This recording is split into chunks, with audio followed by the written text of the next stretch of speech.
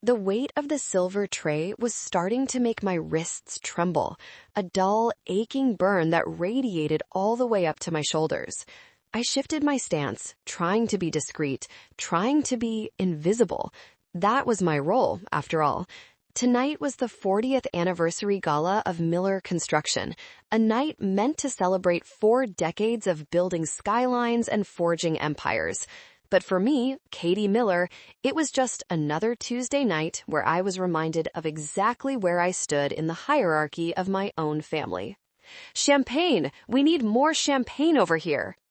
The voice cut through the ambient jazz music like a shard of glass. It was Linda, my stepmother. She was standing near the ice sculpture, a ridiculous, melting swan that had cost more than my first semester of college, holding court with the mayor's wife and a few board members. She wore a red, sequined dress that shimmered aggressively under the chandeliers, a dress she had charged to the company account as networking expenses. I took a deep breath, swallowing the knot of exhaustion in my throat. I adjusted the tray, ensuring the crystal flutes didn't clink together, and navigated through the crowded ballroom. I wasn't a waitress.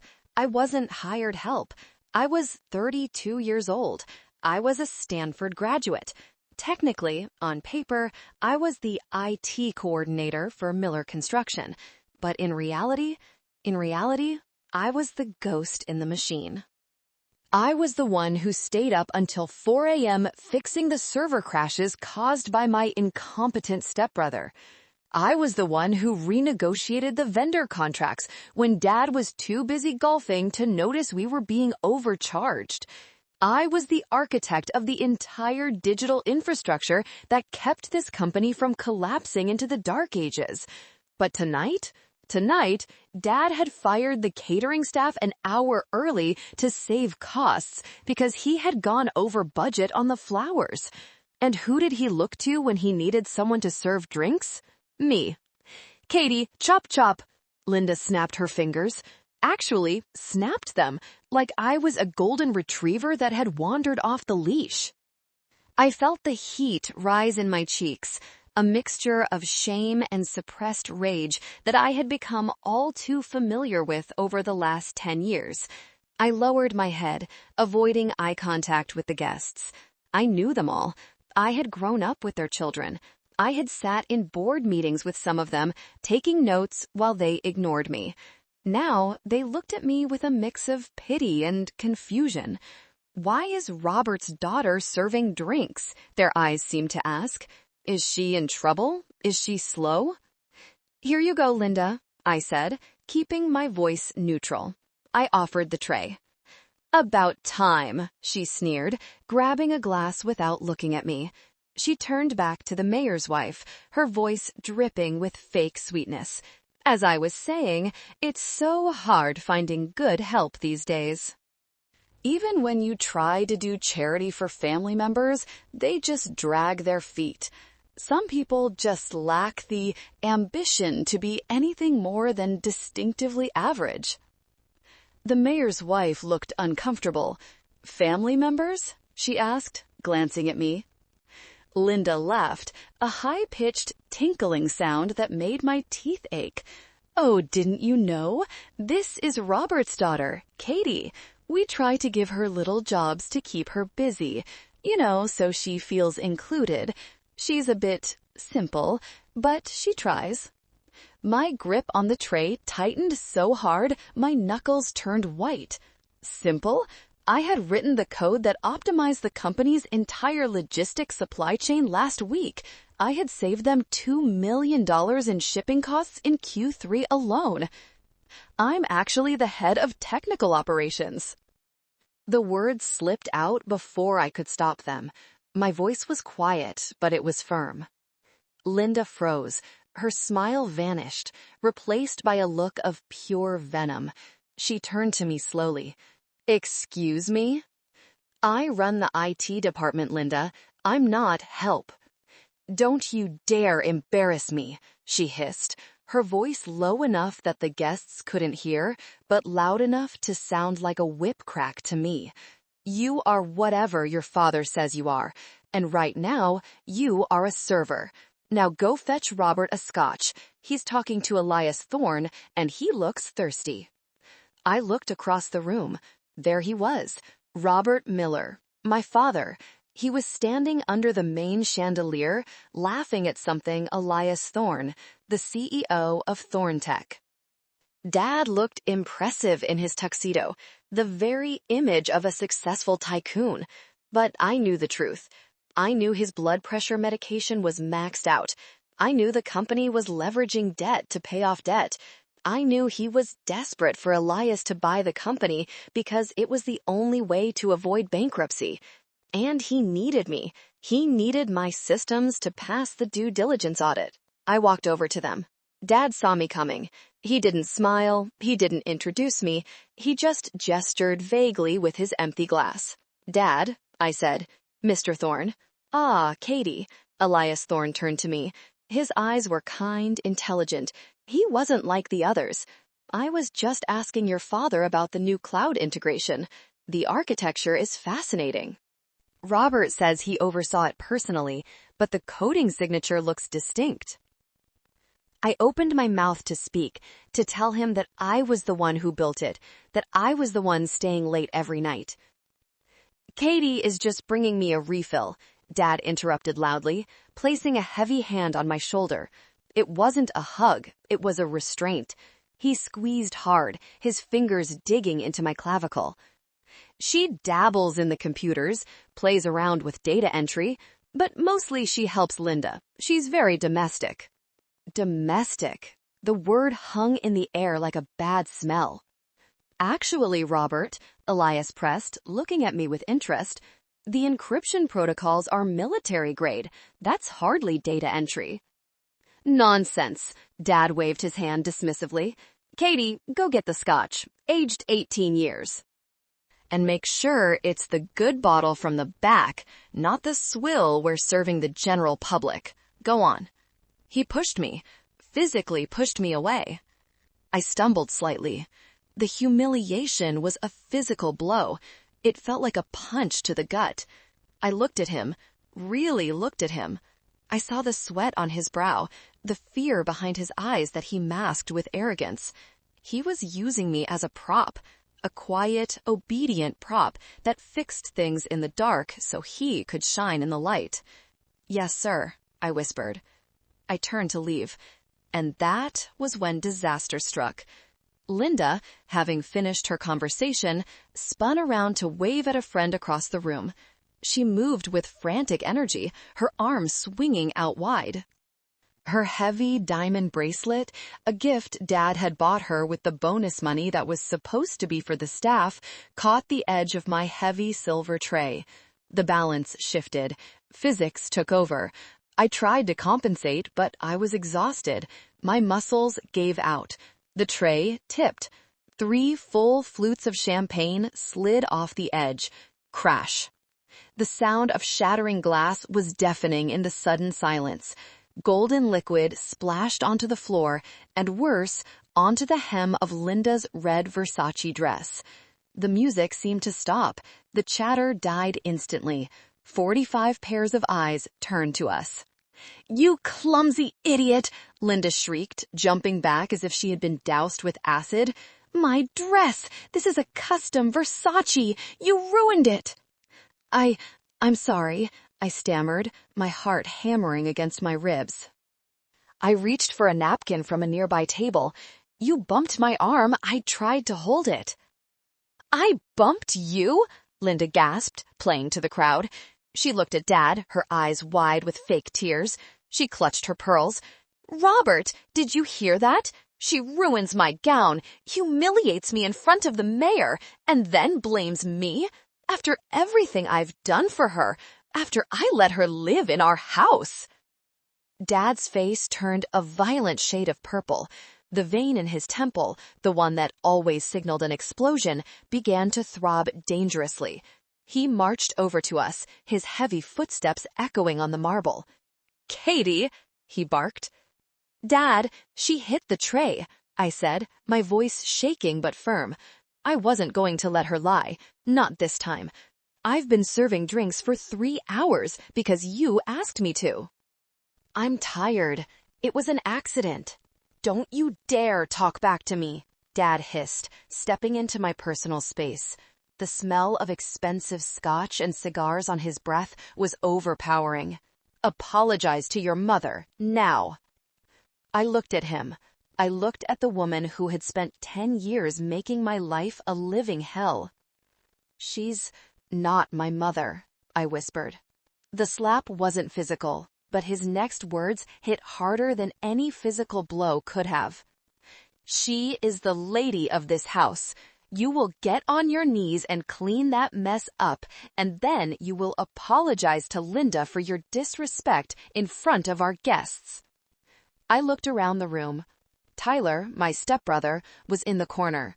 He was holding his phone up, recording the whole thing, snickering to himself. The board members looked away, embarrassed. Elias Thorne watched with a dark, unreadable expression. No, I said. Dad blinked. He looked like he couldn't process the word. Excuse me? No, I repeated, louder this time. I won't apologize for an accident she caused. And I am not a servant. I am the CTO of this company. I deserve respect. Dad laughed. It was a cruel, barking sound that stripped me naked in front of everyone. CTO? You're a glorified secretary I keep on the payroll out of pity. You think you're important? You're nothing without me. You are a leech, Catherine, a leech. He pointed to the heavy oak doors.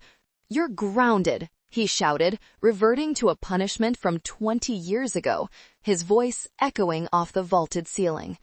Actually, better yet, get out of my sight. You are banned from this house, cut off from your allowance, and suspended from the company until you learn your place. Don't come back until you're ready to beg Linda for forgiveness on your hands and knees. The room was spinning. My heart was pounding so hard I thought it might shatter my ribs. But strangely, amidst the fear, amidst the crushing embarrassment, there was something else, a spark, a tiny, cold flame of realization. He really thinks I'm nothing. Thank you for being here with me at this terrible moment. It's hard to relive this, but I know many of you understand what it's like to be undervalued by the people who are supposed to love you. Before I tell you what I did next, please comment down below with the name of the city you're watching from. I want to know who is standing in my corner tonight. The silence in the ballroom was heavy, pressing down on my shoulders like a physical weight. Get out, he had said. The words echoed in my ears, bouncing off the gilded walls and the expensive art that I had helped ensure. I looked at Linda. She was smirking now, dabbing at her dry eyes with a silk handkerchief, looking at me with triumph. She had won. She had finally pushed the real daughter out. I looked at Tyler, my stepbrother, who gave me a mock salute with his glass of bourbon bought with money he hadn't earned, poured from a bottle he hadn't paid for. And then I looked at my father, Robert Miller, the man I had spent my entire life trying to please. When Mom died of cancer when I was 12, I made a promise to her.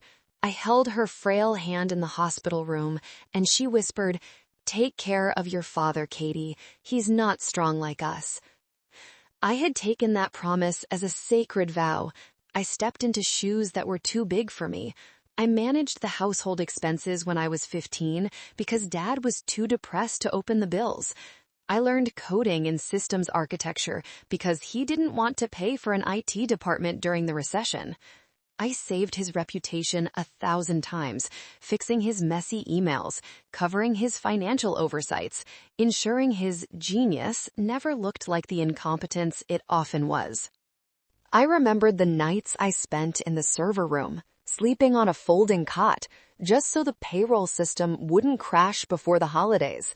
I remembered selling my grandmother's vintage jewelry, the only thing I had left of her, to cover Tyler's gambling debt last year, just so Dad wouldn't have a heart attack from the stress.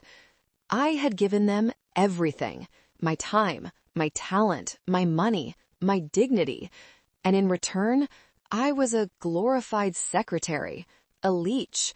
Something inside me broke, but it wasn't a loud break. It wasn't a shattering of glass.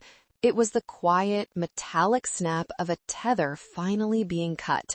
The desperate need for his validation, the child inside me begging to be seen. She just disappeared. She withered away and died right there on the marble floor. In her place, a cold clarity washed over me. It was like the lens of a camera suddenly snapping into sharp focus. I saw them for what they were. They weren't family. They were parasites, and I was the host. "All right," I said. My voice was calm, unsettlingly calm. Dad seemed taken aback by my lack of tears.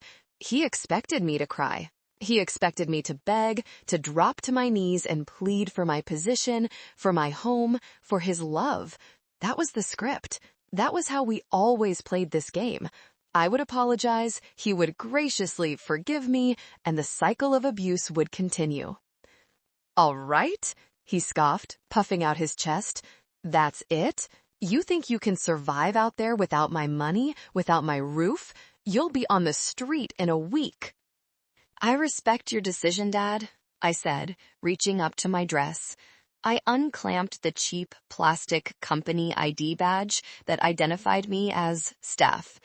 I walked over to the table near the door, the one holding the guest book, and placed it down gently. Then I reached into my purse. I pulled out the keys to the BMW he let me drive. The car that was technically leased under the company name, but for which I paid the insurance, the gas, and the maintenance. Clank. The keys hit the table next to the badge. "I'm leaving," I said. "And don't think you're taking anything," Linda screeched, stepping forward. "Check her bag. She probably stole silverware. She's always been jealous of my things." I didn't even look at her. I turned to Elias Thorne, who was watching the scene with a dark, intense expression. He looked like he was witnessing a car crash and was deciding whether to call the ambulance or the police. "It was a pleasure meeting you, Mr. Thorne," I said softly, maintaining my dignity. "I apologize for the disruption. The server migration for the merger is scheduled for Tuesday. The encryption key is in the main safe, but—" I paused, a small, sad, ironic smile touching my lips. "Well, I'm sure Tyler can handle it. He's the heir, after all. Dad says he's a genius." Tyler choked on his drink. He coughed, looking panicked for a split second. "Yeah, obviously. Easy stuff. Just computers." "Good luck," I whispered. I turned and walked out. I didn't run. I didn't stomp. I walked with a straight spine, my head high, the heels of my shoes clicking a steady, rhythmic beat on the floor. Click, click, click. It was the sound of a clock counting down. "Don't come back crawling when you're starving," Dad yelled after me, his voice cracking slightly. "I mean it, Katie. You're cut off. Zero. Nothing. You are dead to me." The heavy oak doors closed behind me, shutting out the noise, the heat, the perfume, and the hatred. I stood on the front steps of the mansion. The night air was crisp and cool. The stars were out. I took a deep breath, filling my lungs with oxygen that suddenly felt cleaner, sharper. I looked down at my phone. I had no car. I had just been publicly disowned. I was standing in a cocktail dress in the middle of a driveway. I should have been terrified. I should have been hysterical, but I wasn't. I felt light. For years, I had been holding up a crumbling building with my bare hands, terrified that if I let go, it would crush the people inside. Now, I had been forced to let go, and I realized I wasn't the one who was going to be crushed. I pulled up a ride-sharing app. My fingers didn't tremble. "Destination?" the app asked. I didn't type in a friend's address. I didn't type in a cheap motel. I typed in the Aurora Penthouse, 5th Avenue. It was time to go home. My real home, the one they knew nothing about. The ride to the city center took 40 minutes. I sat in the back of the quiet sedan, watching the city lights blur past like streaks of neon paint. The driver, an older man with kind eyes and a gray beard, glanced at me in the rearview mirror. "Rough night, miss?" he asked gently. "You could say that," I replied, leaning my head against the cool glass. "Just a change of management. A hostile takeover, if you will." "Well," he chuckled softly, "sometimes you gotta get fired to realize you were the boss all along." I smiled. He had no idea how right he was. When the car pulled up to the Aurora Tower, the sleekest, most modern residential building in the city, the doorman, George, rushed out. He didn't see a disheveled woman in a plain dress who had just been kicked out of her father's house. He saw the owner of the building. "Miss Miller, we weren't expecting you tonight," George said, opening the door with a flourish. His uniform was impeccable, his manner respectful. "Shall I have your bags brought up?" "I don't have any bags, George. Just me tonight. And I need privacy. Absolute privacy." "Of course, ma'am. I'll make sure the concierge holds all calls.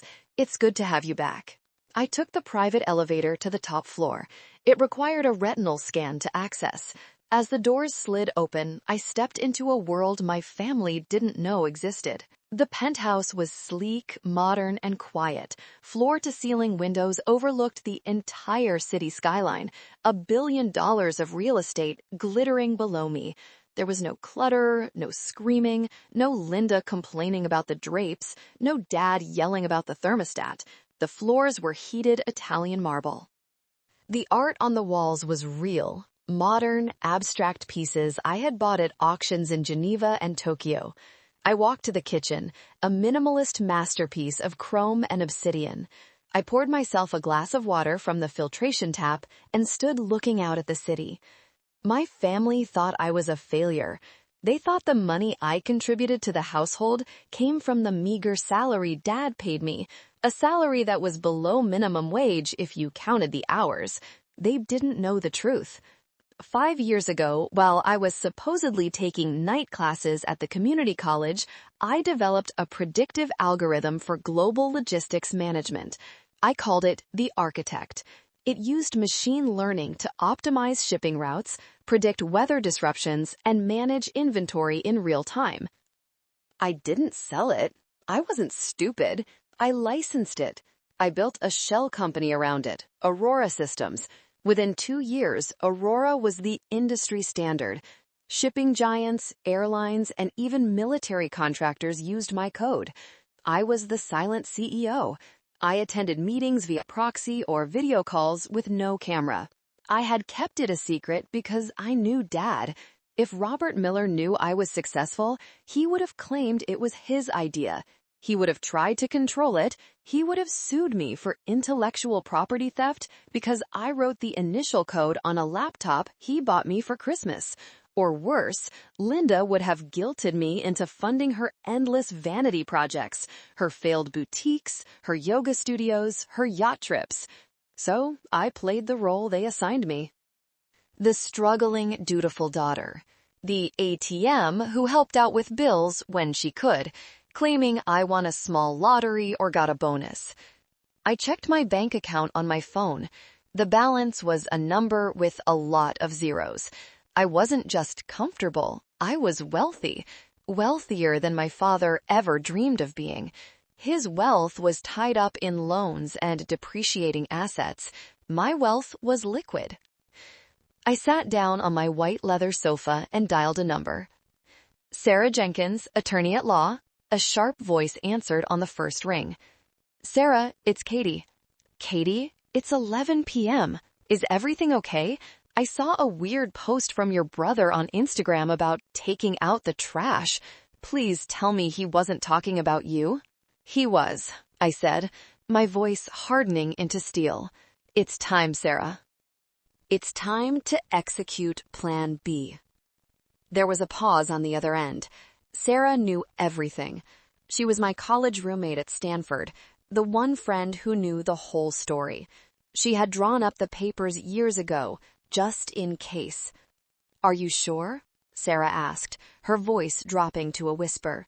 "Once we start this, there's no going back.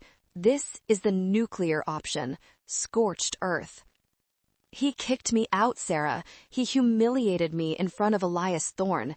He called me a leech. He thinks I'm dependent on him." I closed my eyes, remembering the look of disgust on his face. "I'm done protecting them. Prepare the paperwork. I want everything documented. The loans, the equity, the ownership details." "Understood," Sarah said, her tone shifting to professional steel. "I'll have the filings ready by morning. I'll send the courier. And Katie?" "Yeah?" "I've been waiting for this call for 3 years. Let's burn it down." I hung up. Then I made one more call. "Hello?" A deep, gruff voice answered. "Mr. Thorne, it's Katie Miller." Katie. Elias's voice was warm but concerned. "I was just leaving your father's party. It deteriorated quickly after you left. Are you safe? Do you need a place to stay? My wife and I have a guest house." "I'm perfectly fine, Elias. Thank you. I'm calling because I know you're doing due diligence on Miller Construction."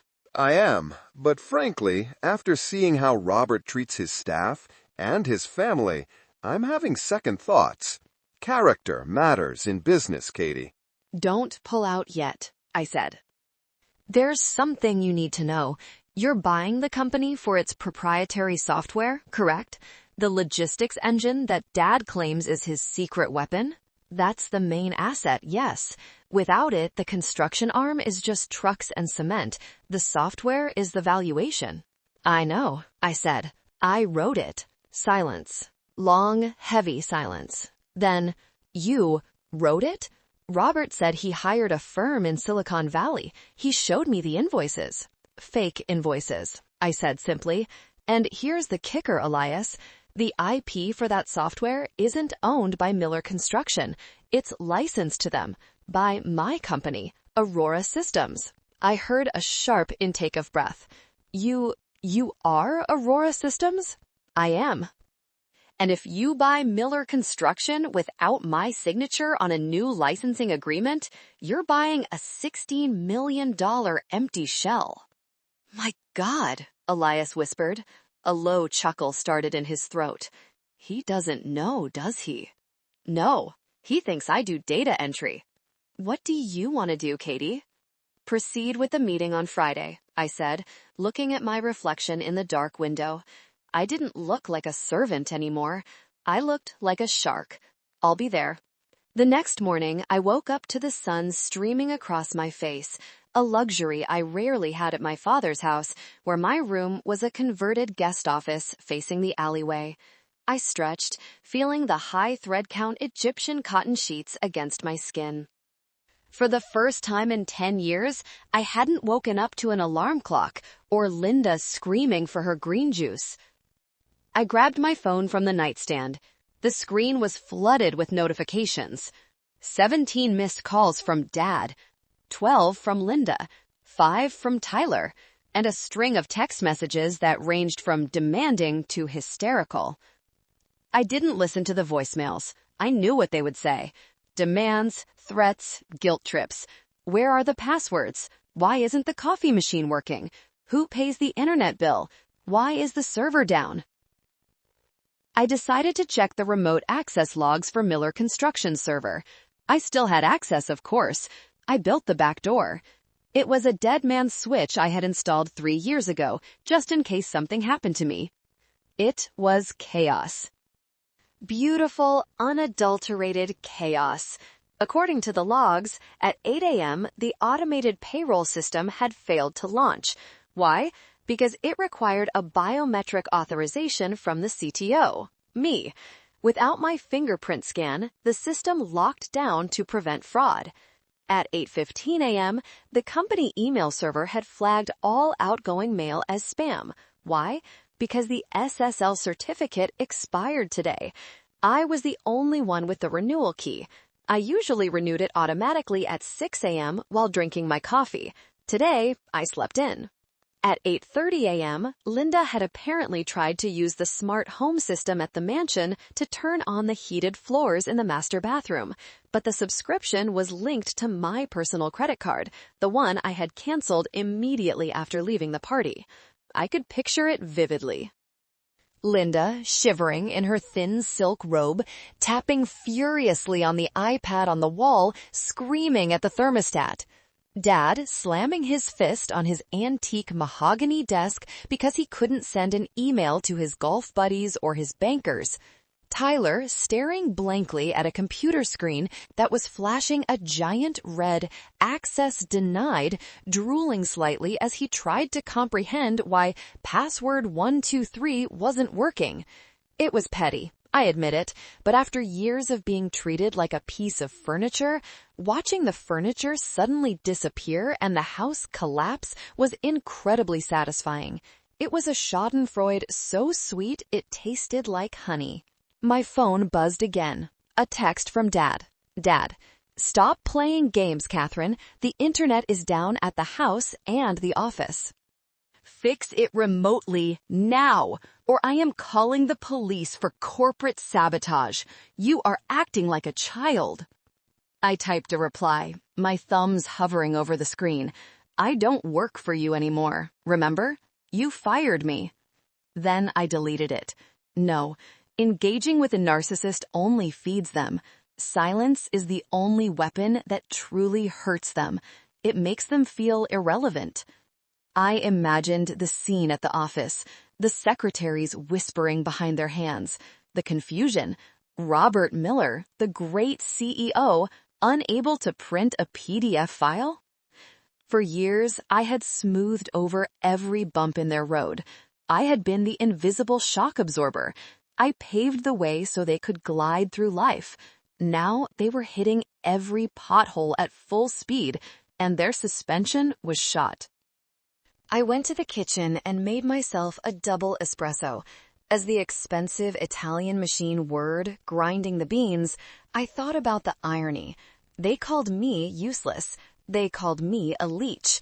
Yet less than 12 hours after I left, their entire infrastructure was crumbling. Welcome to the real world, I whispered to the empty, sunlit room. It's not as easy as I made it look. But this was just the beginning. Broken Wi-Fi and frozen emails were annoyances. What was coming next was total destruction, and I needed to be ready. I went to my walk-in closet, the one filled with suits from Armani, Chanel, and Saint Laurent that I only wore when I traveled for Aurora business in Europe or Asia. I ran my fingers over the fabrics: silk, wool, cashmere. This was my armor. I selected a sharp navy blue power suit. It made me look like a killer. It was time to visit Sarah. We had a paper trail to finalize. The receipts phase was about to begin. Sitting in Sarah's office, surrounded by floor-to-ceiling mahogany bookshelves and the smell of old paper and expensive leather, felt grounding. Sarah Jenkins was a shark in a pencil skirt. We had met at Stanford during a coding hackathon. She was the one person who saw through my family's facade immediately. Okay, Sarah said, slapping a thick red folder onto the glass desk. Let's review the ammunition. This was the part that hurt. Not the legal strategy, but the memories attached to the documents. This was the receipts phase. Every piece of paper in that folder represented a betrayal. Item 1, Sarah said, opening a file. Embezzlement, the Tyler incident.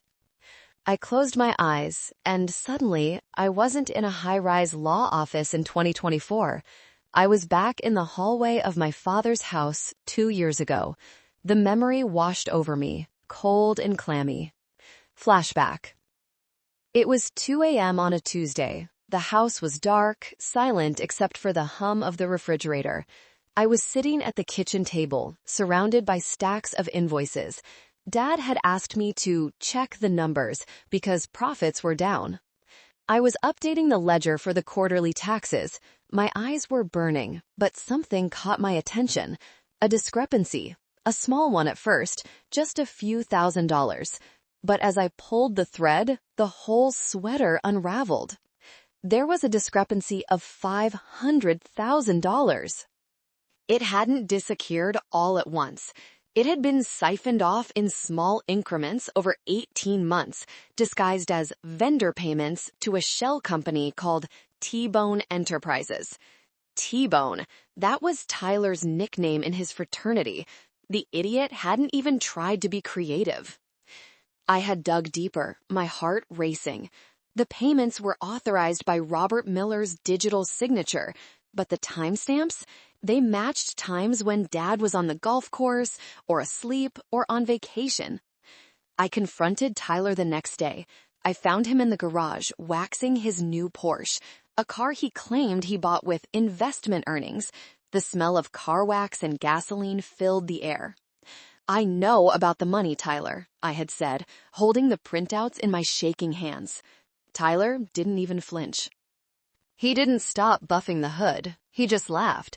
"So, Dad won't care. It's family money. I'm just taking my inheritance early. I needed to pay off some guys." "It's company money, Tyler. That's a felony. It's embezzlement. And you framed the old accountant, Mr. Henderson, didn't you? You accessed the system using his terminal. You made it look like his error." Tyler stopped. He turned to me, looming over me. He was taller than me, and for a moment, I was scared. "Who's he gonna believe, Katie?" he sneered. "The son he worships? The son who carries the Miller name? Or the daughter he keeps around to clean up the mess? You say a word, and I'll tell him you stole it. I'll tell him you were jealous of me. And we both know he's dying for a reason to kick you out." I hadn't turned him in. I was a coward then. I wanted to keep the peace. I wanted to protect Dad from the heartbreak of knowing his son was a thief. So I fixed the books. I used my own money from my early Aurora dividends, to cover the hole. I saved Tyler to save Dad. Flashback. I opened my eyes. The rage I felt back then was a dull ember, but now it fanned into a roaring fire. "We have the IP traces," Sarah said, pulling me back to the present. "I had my forensic accountant go through the backups you sent. We can prove the transfers came from Tyler's laptop. We have the bank records of where the money went, mostly online casinos and a crypto scam." "Good," I said, my voice cold. "He threatened me that night. He used my loyalty against me." "Item 2, Sarah continued, flipping the page. "The loan." This was the twist even Dad didn't know, the one that would break him. 5 years ago, the bank was going to foreclose on the Miller mansion. Dad had leveraged the house to expand the business into commercial real estate, and the expansion failed. He was months behind on the mortgage. He was terrified of the public shame. He cried in the kitchen, drinking whiskey, saying his life was over. He thought the bank had just worked it out with him. He thought his charm had won them over. The truth? I bought the debt. I used a shell company, Phoenix Holdings, to purchase the distressed mortgage note from the bank. Technically, for the last 5 years, my father hadn't been paying the bank. He hadn't been paying anyone, actually, because Phoenix Holdings suspended payments to help him get back on his feet. He was living in my house, rent-free. "You have the deed?" I asked. "Right here," Sarah tapped a document with a wax seal. "And since he hasn't paid a dime in 5 years, you have the right to foreclose immediately, or, more simply, execute the eviction clause based on the default. He is essentially a squatter." I looked at the deed. It represented safety. It represented the ultimate power move. "He thinks he owns the castle," I murmured. "He calls it his legacy. He doesn't even own the dirt it sits on." "And finally," Sarah said, "the merger. The contract requires the signature of the key technology holder," Sarah explained. "Dad listed himself." But the patent is in your name. If he signs that deal with Thorn Tech claiming he owns the tech, he commits fraud. Massive, federal prison-level fraud. He won't read the fine print, I said. He never does. He's too arrogant. He assumes he owns everything I create. Sarah closed the folder. It made a heavy thud. Katie, you realize what this does? This doesn't just stop the merger. It destroys him. He loses the company, the house, his reputation. He'll be destitute. He'll be the man he always feared becoming. I thought about the night before. The way he looked at me with pure contempt. The way he prioritized his wife's dress over his daughter's dignity. The way he called me nothing. He made his choice, Sarah, I said, standing up and smoothing my suit. He grounded me. Now I'm grounding him, permanently. By Wednesday, the situation had escalated from chaotic to hostile. I was sitting in a quiet cafe near my office, sipping a latte and scrolling through news on my tablet. I needed caffeine. I hadn't slept much, despite the comfortable bed. My mind was racing with contingencies. A headline popped up on my feed. Miller Construction CEO accuses disgruntled ex-employee of cyber terrorism. I tapped the article. Dad had given a press conference on the steps of the office building. He looked flustered, sweaty, but he was putting on a show. My daughter, Catherine, the article quoted him, has always been unstable. Jealous of her brother's success and my wife's standing in the community, she has sabotaged our company's servers in a fit of rage. We are pressing charges. We will not be held hostage by a vindictive child. Vindictive child. He wasn't just firing me, he was trying to ruin my future employability. He wanted to make sure I had nowhere to go, so I would have to crawl back to him for mercy. He wanted to break me so I would fix the servers. Then I saw the video clip attached to the article. It was an interview on a local news channel. My stomach dropped. My ex-boyfriend Kevin was on screen. Kevin was a man I dated for 6 months before I realized he was only interested in my family name and my potential inheritance. He was a struggling actor with a dazzling smile and 0 morals. Yeah, Kevin told the reporter, looking somber and concerned. Katie always had this darkness, you know? She hated that her dad was successful. She used to talk about taking him down. She's lazy, honestly. Never wanted to work, just wanted handouts. When they finally cut her off, she snapped. It's sad, really. My hands shook as I held the coffee cup. Lazy? I worked 80-hour weeks while Kevin played video games on my couch. Handouts? I was the secret benefactor of the entire family. The gaslighting was masterful. If I didn't know who I was, I might have believed them. They were rewriting history in real time. They were painting a picture of a spoiled, crazy brat to cover up their own incompetence. Look at this, a woman at the next table whispered to her friend, pointing at her phone. That poor father, raising a snake like that. I heard she destroyed their computer system just because she didn't get invited to a party. Kids these days, her friend shook her head. So entitled. I lowered my sunglasses, hiding my eyes. The injustice burned in my throat like bile. This was their strategy. Attack the character so no one looks at the facts. It was hubris, pure arrogance. They thought that if they yelled loud enough, the truth wouldn't matter. But they forgot one thing. We weren't in a popularity contest. We were in a business deal. And in business, facts, cold, hard, documented facts were the only things that survived. My phone rang. It was Elias Thorne. Katie, did you see the news? I saw it, I said, my voice steady despite the rage bubbling inside. He's naming Tyler as the new CTO? Said, sounding incredulous. He's claiming Tyler fixed the sabotage and restored the system. I laughed, a genuine, hearty laugh that startled the barista. Tyler couldn't fix a toaster. They probably just hired an external contractor to bypass the security and claimed Tyler did it. Or they're running on the backup servers from 2019. This is getting messy, Katie. My board is nervous. They don't want to buy a company involved in a family lawsuit. They see cyber terrorism and they panic. Trust me, Elias, I said. There won't be a lawsuit. It will be over on Friday, at the signing. You're still coming? Try and stop me. I'm not running away. I'm running toward the fire. I hung up. They wanted a villain? Fine. I'd be the villain.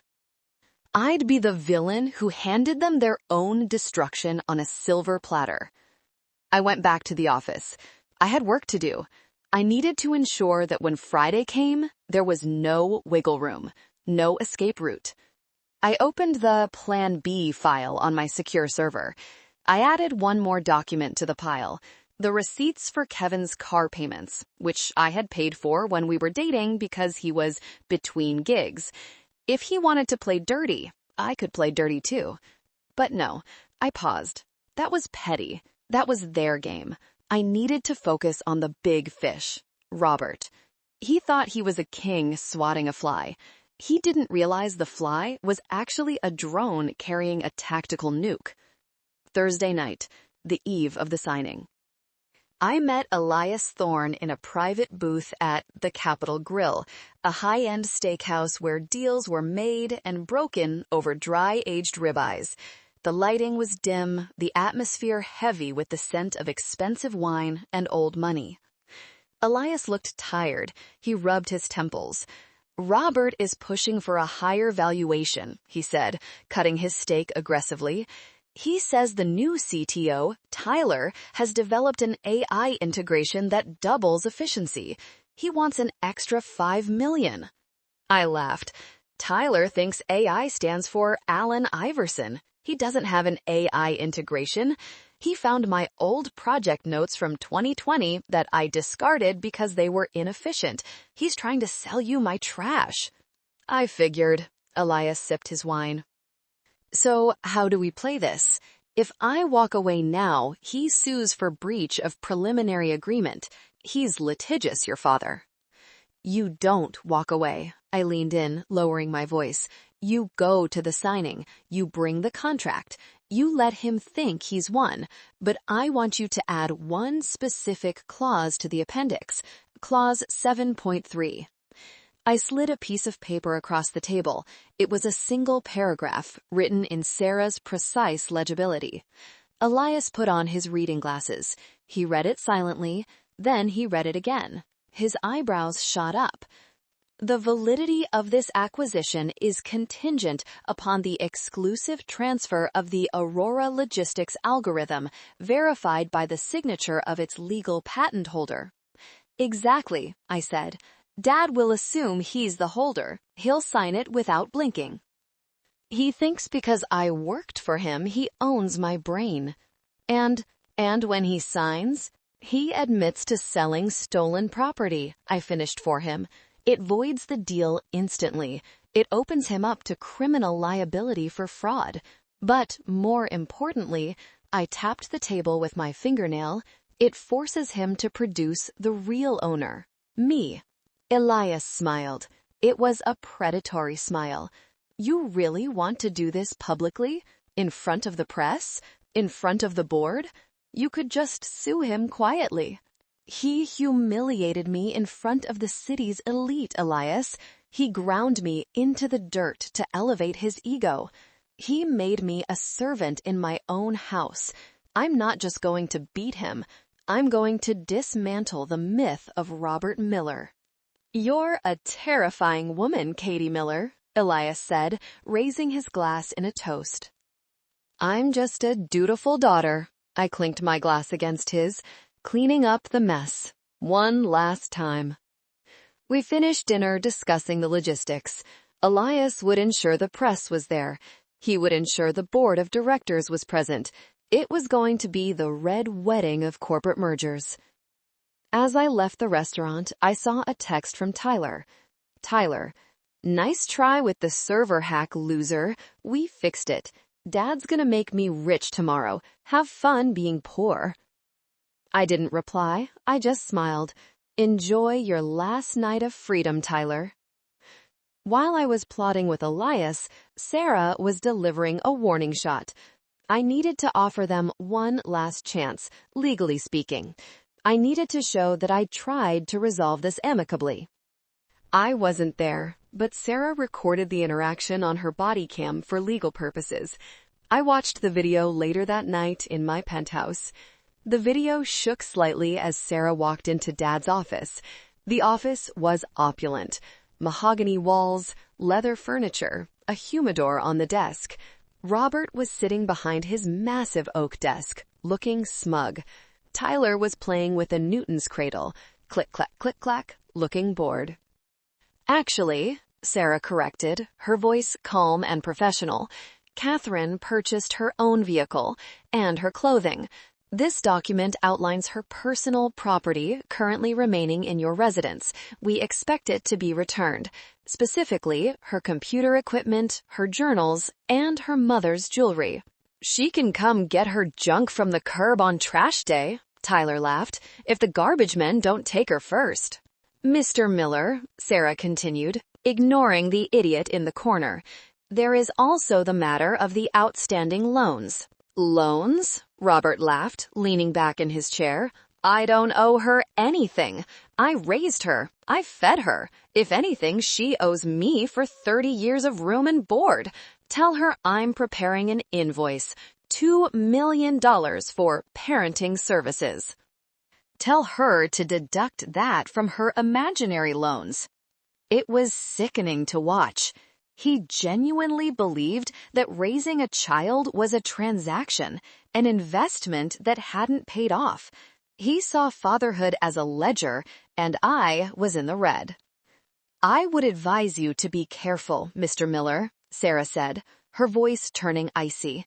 Disrespecting the hand that feeds you is unwise, especially when you don't realize whose hand it is. Get out, Robert pointed to the door, and tell her if she shows her face at the signing tomorrow to beg, I'll have security throw her out. I don't want her ruining my moment. Oh, she'll be there, Sarah said, pausing at the door, but she won't be begging. And Mr. Miller, you might want to check who holds the deed to your house. Just a friendly tip. Robert rolled his eyes. The bank holds the deed, and the bank loves me. I play golf with the branch manager. He was so confident, so incredibly, stupidly confident. He had no idea that the bank he was referring to was his daughter. He had no idea that the branch manager he played golf with had sold the note 5 years ago to get it off his books. I turned off the video. My stomach churned, but my resolve hardened into diamond. $2 million for parenting services. That was the final nail in the coffin of my love for him. He didn't see me as a daughter. He saw me as a failed investment. He saw me as a broken appliance that he had thrown out. Tomorrow, the market was going to crash, and he was going to be left holding the bag. Friday morning, the day of the signing. I stood in front of my full-length mirror in the penthouse. I wasn't wearing the drab gray office wear I used to wear to appease Linda, clothes designed to make me blend into the wallpaper. Today, I was wearing a custom-tailored white suit. It was sharp, modern, and powerful. It was the color of a clean slate, the color of mourning for the relationship that was about to die. I put on my grandmother's pearl earrings, the only thing I had managed to take with me that night in my pocket. They felt cool against my skin. My phone buzzed. It was a text from Aunt Martha, Dad's sister. She was the only one in the family who hated Linda as much as I did, but she lived in Florida and rarely intervened. She was afraid of Robert. Aunt Martha, Heard what happened. I'm so sorry, Katie. He's a fool. But please, be careful. He destroys everything he touches. Mom is watching over you. I touched the necklace. Mom, she would have hated this conflict. She wanted us to be a happy family. She was the peacemaker. But she also raised me to have a backbone. She wouldn't have wanted me to be a doormat. She wouldn't have wanted me to let them steal my life's work. I checked the time. 10 a.m. The signing was at 11 a.m. at the Grand Hotel Ballroom. I pulled up the security feed from the Miller Mansion one last time. Linda was pacing the living room, shouting into her phone. Yes, I want the yacht ready by the weekend. We're closing the deal today. $60 million. I don't care about the down payment. Just charge it. We're rich. She was spending money that didn't exist yet. She was already planning the celebration. It was pathetic. It was tragic. I grabbed my briefcase, the leather heavy with the receipts, and walked to the elevator. I felt a strange sense of calm, the eye of the hurricane. All the hurt, all the crying I had done in private over the years, it was gone. I was in business mode. The architect was online. Downstairs, a town car was waiting, not a taxi, a chauffeured Mercedes, sent by Elias. To the Grand Hotel, miss? The driver asked. Yes, I said, looking at the skyline, and don't spare the horses. As we drove through the city, I looked at the construction sites, the skyscrapers. My father built buildings. He used concrete and steel. But I built systems. I built the logic that made the world run. He never understood that soft power was stronger than hard power. He thought strength was yelling. I knew strength was leverage. He was about to learn the difference. The ballroom at the Grand Hotel was even more lavish than the party where I was kicked out. Gold leaf everywhere, thick velvet curtains. A swarm of reporters stood behind a velvet rope, cameras ready. The entire board of directors for Miller Construction sat at a long table draped in white cloth, looking anxious. They knew the company was shaky. They needed this deal.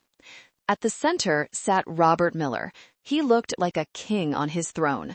Fresh haircut, expensive suit, a smile that didn't reach his eyes. Linda was next to him, wearing enough jewelry to sink a small ship. Diamonds on her ears, her neck, her wrists. She was preening for the cameras. Tyler sat on his other side, fidgeting in a suit that was slightly too tight, wiping sweat from his forehead. He looked like a child playing dress-up. I entered through the back, staying in the shadows near the press area. I wanted to watch the preamble. I wanted to see them in their moment of glory before I took it away. Ladies and gentlemen, Dad announced into the microphone, his voice booming, today marks a historic moment.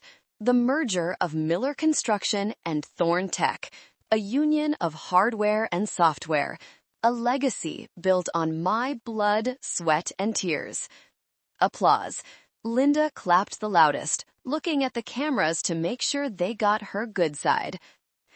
I'd like to introduce my son, Tyler Miller, Dad continued, clapping Tyler on the back. Our new Chief Technical Officer, the genius behind our digital revolution, the boy who fixed the system when sabotage threatened us. Tyler stood up, waved awkwardly, and sat back down quickly. He looked like he was about to vomit. The reporters murmured. They knew Tyler. They knew his reputation as a party boy who crashed cars. They didn't buy it. Elias Thorne sat at the opposite side of the table. He looked calm, predatory. He caught my eye in the back of the room and gave a nearly imperceptible nod. "Shall we proceed to the signing?" Dad asked, eager to get the check. He reached for the gold pen. "One moment, Robert," Elias said, leaning forward into the mic. "Before we sign, I need to verify a few technical specifications regarding the Aurora logistics algorithm." Since Tyler is the new CTO, perhaps he can answer. Dad stiffened. Is this necessary? The audit is done. You've seen the code. Due diligence, Elias smiled. Tyler, could you explain the load balancing protocol used in the algorithm, specifically how it handles the latency in trans-Pacific shipping routes? Tyler froze. He looked at Dad, he looked at the ceiling, he looked at his shoes. Well, it balances the loads, heavy loads, big data, the cloud.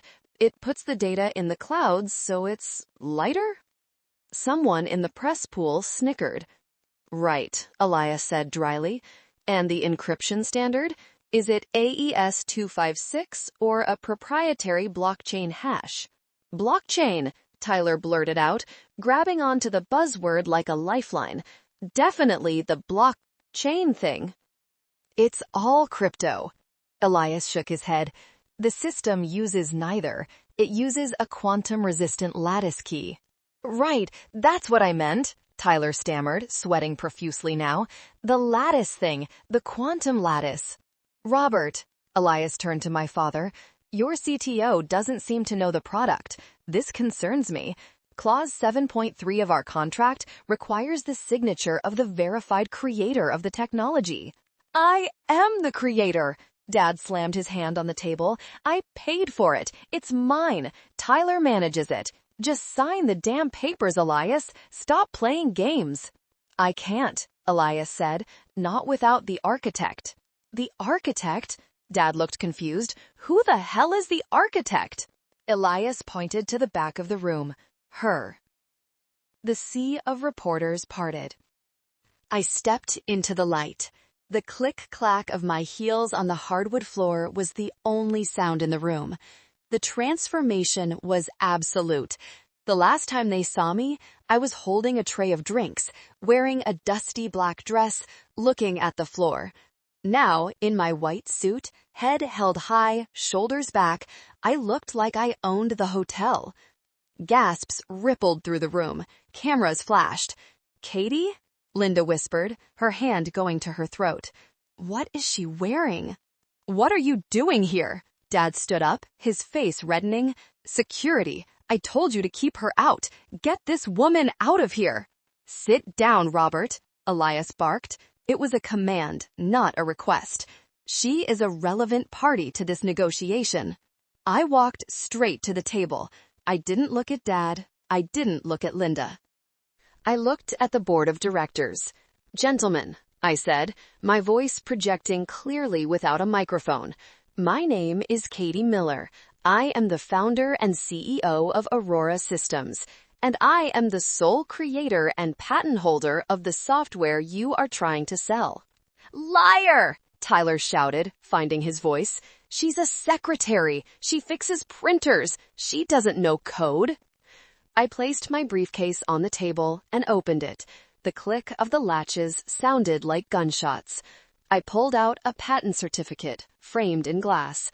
I slid it down the table to the head of the legal department for Thorntech. U.S. Patent number 884290. Assignee, Catherine Miller. Trading as Aurora Systems. The lawyer checked it. He pulled out a magnifying glass. He looked up at Elias and nodded.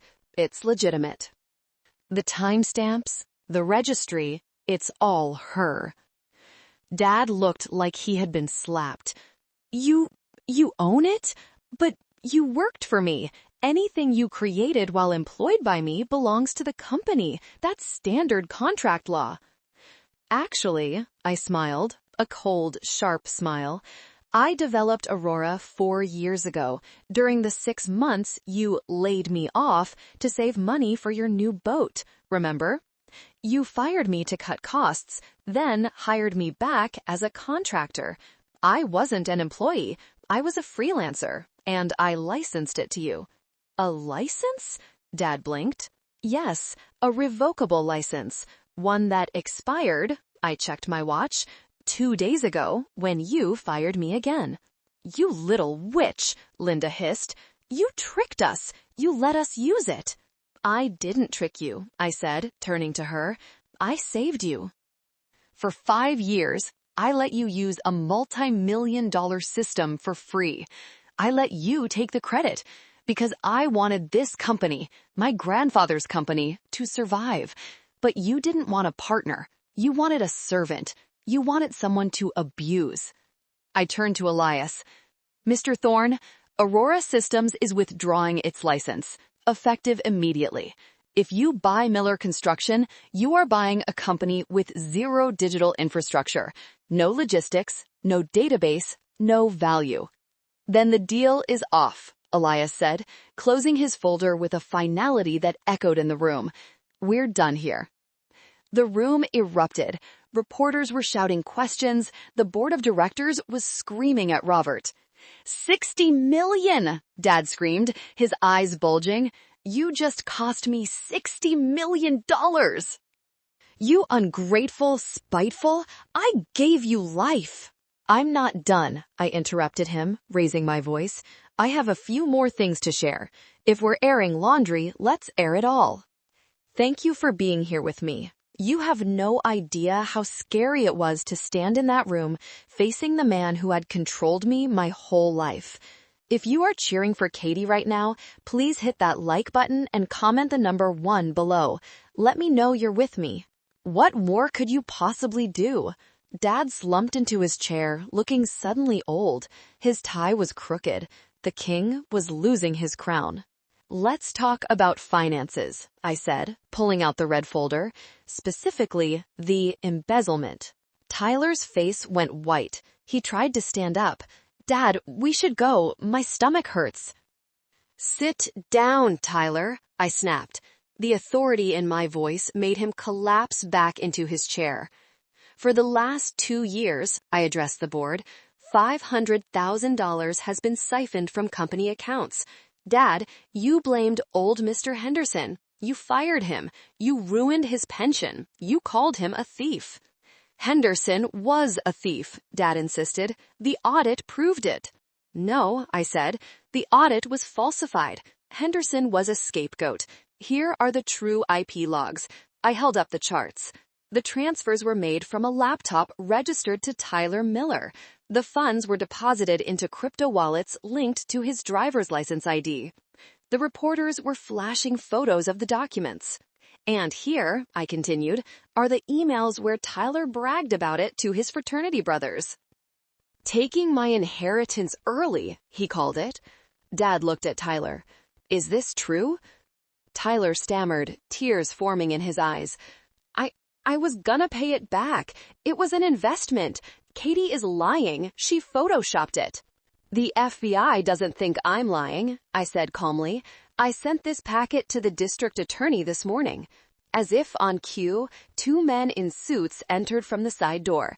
They weren't hotel security. They were law enforcement. Tyler Miller, one of them said, flashing a badge. We have a warrant for your arrest regarding wire fraud and embezzlement. Dad, do something! Tyler squealed as they pulled him up and cuffed him. Mom, help me! I can't, Dad was shaking. He looked at his son being dragged away. And Linda, I turned to my stepmother. She was trying to sneak away toward the exit. I have the credit card statements, the corporate card, the one supposed to be for travel expenses. You bought a Porsche? A trip to Cabo? Botox treatments? Jewelry? Robert authorized it, she screamed. No, I didn't, Dad shouted, turning on her. You told me you used your own inheritance. What inheritance? My parents were broke, Linda shrieked. I spent it because I deserve it. I put up with you and your boring dinners. It was imploding. The perfect family image was dissolving into a puddle of greed and lies. That's tax fraud, Linda, I said. The IRS is very interested in your definition of business expenses. They'll be auditing you back to 2018. You're fired. The chairman of the board stood up and pointed at Dad. Robert, we are voting you out effective immediately. This is gross negligence. You let your family loot the company. You can't fire me, Dad yelled. I own the majority shares. The stock is tanking as we speak, I said, checking my phone. News of the failed merger and the arrest just hit the wire. Your shares are worthless, Dad. You are holding paper that is worth less than the napkin you wiped your mouth with. He looked at me with pure hatred. You did this. You destroyed your own family. No, Dad, I said, feeling a tear finally roll down my cheek. You did. I just turned on the lights. You're the one who let the roaches breed. The room cleared out slowly. The police took Tyler. The board members stormed off to do damage control. Elias waited by the door, giving me space but watching my back. It was just me, Dad, and Linda left in the wreckage of the ballroom. The champagne was warm. The cake was uncut. Dad stood up, straightening his jacket. He tried to muster some shred of dignity. Fine, you won. You cost me the company. I hope you're happy. But don't think you're stepping foot in my house ever again. I still have my home. I still have my castle. You can rot in the street. I took a deep breath. This was the hardest part, the final blow, the one that would leave him with nothing. Actually, Robert, I said. I stopped calling him Dad. We need to talk about the house. What about it? It's mine. 5 years ago, the foreclosure notice, you remember? The market crash? He froze. I fixed that, he waved his hand. I made a deal with the bank. You made a deal with Phoenix Holdings, I corrected. He frowned. So, that's the investment firm that bought the debt. They gave me a grace period. I am Phoenix Holdings, I said softly. The silence was absolute. Even Linda stopped crying and stared at me. What? He whispered. I bought the debt, Robert. I saved the house. I paid the mortgage for 5 years because I didn't want you to be homeless. I didn't want you to be embarrassed in front of your friends. I pulled the deed out of the folder. I own the house. I own the land. I own the furniture. I own the bed you sleep in. He stared at the paper. His hands were shaking so hard he couldn't have held it if he tried. And since you haven't paid rent in 5 years, and since you evicted me 2 days ago, I hardened my voice. I am exercising my right as the owner. You have 24 hours to vacate the premises. You can't do that, he gasped. It's my home. I built that library. It's my house, I said. It was never a home, not for me. It was a prison where I was the servant. Katie, please. Linda stepped forward, her voice suddenly sweet, desperate. Honey, let's be reasonable. We're family. We can work this out. Tyler made mistakes, but your father and I, we love you. We can make up a room for you. The master suite. You can have the master suite. I looked at her. I looked at the woman who treated me like a servant for 10 years. Get out, I said. Get out and don't come back. The eviction was handled by the sheriff's department the next day. I didn't go. I couldn't watch, but Sarah told me what happened. When the reality set in that Robert had no money, no $60 million, no company, no house, Linda didn't stick around. She packed her jewelry, the pieces I hadn't flagged as evidence, and left in a taxi. She served him divorce papers 3 days later. She claimed irreconcilable differences, but we all knew the difference was the zero in his bank account. Tyler was released on bail, but he's facing 5 to 10 years in prison. He's currently living on a friend's couch, working at a car wash. Robert was the hardest to hear about. He stood at the gate of the mansion with 2 suitcases. That was all he had left. He watched as the locks were changed. He asked the locksmith if he could leave a note for his daughter. The locksmith said no. I moved back into the house a week later. Not to live, it felt too much like a mausoleum, but to sell it. I walked through the empty halls. I went to my old room, the small one near the back. I sat on the bed and cried for the little girl who used to hide there. Then I walked to Dad's office. I sat in his big leather chair. It felt cold. My phone buzzed. It was a text from a number I had blocked, but somehow it came through. It was from Kevin, my ex. Kevin, hey babe, just saw the news. You're a genius. I always knew you were special. I was forced to say those things on TV, you know? They pressured me. Let's grab coffee. I miss us. I deleted the text and blocked the number again. Then my phone rang. It was an unknown number. I answered. Katie? It was Dad. His voice sounded cracked, weak, broken. Hello, Robert? I'm staying at a motel on 4th Street. It's not great. The bed bugs. I'm sorry to hear that, I said, keeping my boundaries firm. Katie, I realized something today. He paused, and I heard him sniffle. Was he crying? I realized that the only person who ever actually helped me was you. Everyone else took. Tyler took. Linda took. You gave. I closed my eyes. I did. I'm sorry, he sobbed. My God, Katie, I am so sorry. Please. Can I come home? I'll sleep in the guest room. I'll do the gardening. I'll do anything. My heart wanted to say yes. The daughter in me wanted to save him one last time. But the woman I had become knew better. If I saved him now, he would never learn. He would never change. You can't come home, Dad, I said gently. That house is sold. The money is going to a charity for underprivileged girls in tech. Then, can I see you? Maybe one day, I said, when you've learned to stand on your own 2 feet, like you forced me to do. I hung up. 1 year later, I walked onto the stage at the Women in Tech Summit. The applause was deafening. Behind me, the screen displayed the logo of Aurora Systems, now a billion-dollar company. I adjusted the microphone.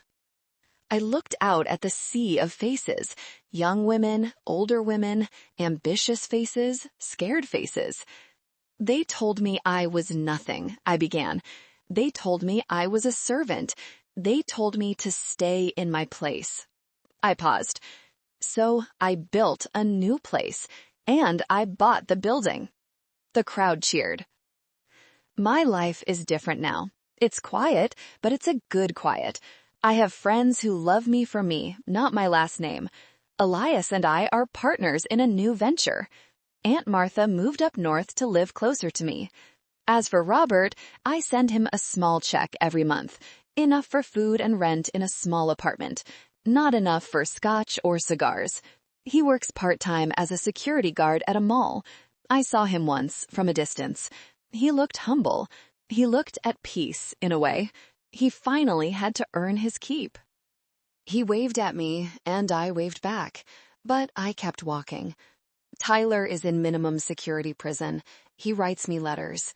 I haven't answered them yet, but I keep them. Maybe one day. I learned that family isn't blood. Blood is just biology. Family is loyalty. Family is respect.